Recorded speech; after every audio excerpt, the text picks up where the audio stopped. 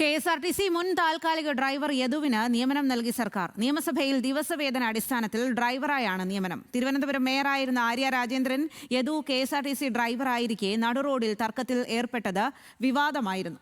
ബിനിൽ ലീല സാബു വിവരങ്ങളുമായി ചേരുകയാണ്. ബിനിൽ, ആര്യ രാജേന്ദ്രനും യദുവും തമ്മിലുള്ള പ്രശ്നവും തർക്കവും ഒക്കെ നമുക്കറിയാവുന്ന കാര്യമാണ്. അതിന് പിന്നാലെ യദുവിന് ജോലി നഷ്ടമാവുകയും ചെയ്തു. പുതിയ സർക്കാർ അധികാരത്തിൽ ഏറുമ്പോൾ തനിക്ക് ജോലി ലഭിക്കും എന്ന് യദു പ്രതീക്ഷ പങ്കുവെക്കുകയും ചെയ്തിരുന്നു.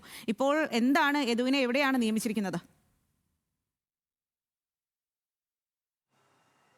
നിയമസഭയിലാണ് ജോലി നൽകിയിരിക്കുന്നത്. നിയമസഭയിൽ താൽക്കാലിക ഡ്രൈവറാണ്, ഹെവി വാഹനത്തിന്റെ ഡ്രൈവറായിട്ടാണ് ഇപ്പോൾ നിയമിച്ചിട്ടുള്ളത്. ദിവസവേതനാടിസ്ഥാനത്തിലാണ് ഈ നിയമനം ഉള്ളത്. നേരത്തെ ആര്യ രാജേന്ദ്രനുമായി നടുറോഡിൽ തർക്കത്തിലേർപ്പെട്ടു. അതിന് പിന്നാലെയാണ് KSRTC ഡ്രൈവറായിരുന്ന യദുവിന് ജോലി നഷ്ടപ്പെട്ടത്. അന്ന് ഈ ലൈംഗിക ചേഷ്ട കാണിച്ചു എന്നുള്ളതാണ് ഒരു പരാതിയായി ഉയർന്നത്. മാത്രമല്ല, ഈ വാഹനത്തിന് സൈഡ് കൊടുക്കുന്നതുമായി ബന്ധപ്പെട്ട് തർക്കമുണ്ടായി. ആദ്യം പ്ലാമൂടും പിന്നെ പാളയത്തും വെച്ചാണ് ഇത്തരത്തിൽ തർക്കമുണ്ടായത്.